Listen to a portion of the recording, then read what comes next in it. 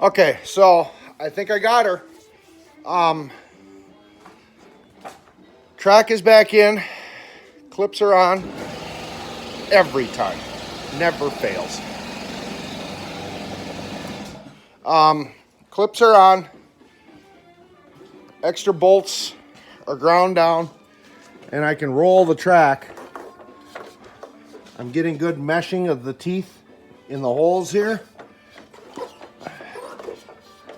Some of them are a little questionable, but they still grab and go. I've got this track right now. It's stretched as tight as a banjo string.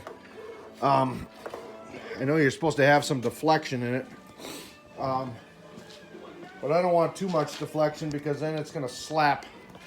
And slapping causes the belt to, causes the studs to hit the, sorry if it's jiggly. What can I do to put this? Let's do this once. I don't know if that's going to work. Heck. Can you even see it? Yeah, you can, kind of, sort of. So right now, I'm rolling it with the flywheel. And there's certain spots where it gets kind of tight, but I'm just attributing that to the cogs maybe not falling fully into the squares like they're supposed to. Here come the cleats, or the belt clips. Now when they go around that front pulley, that's what I was worried about. And 'cause I thought they might be too long. There's a little resistance there, but they go right around. So I think I'm good. That was a lot of work. But that track is good and tight. Deflects about 1/4 inch or so. It's rubbing on the tunnel on the left side just a little bit. On that left side in there, where you see all those black marks. But what I wanted to have, sorry if I'm making you sick, is I wanted to have these teeth squared in the opening. And it looks like I got that. And how I got that, you see how much clearance I got here? I can get my finger in here, and over here I can't. But I can't get that out of there.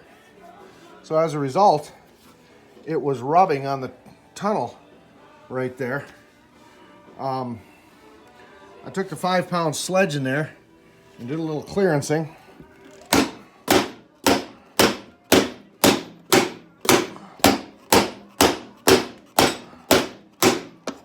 Like that. But where it's rubbing the most is right at the seam where I welded the 2 tunnels together. So I'm thinking what happened is the sheet metal warped when I welded the patch on, and I'm never going to pound that out of there. But I think this is about as good as it's going to get. And I think the motor will spin it.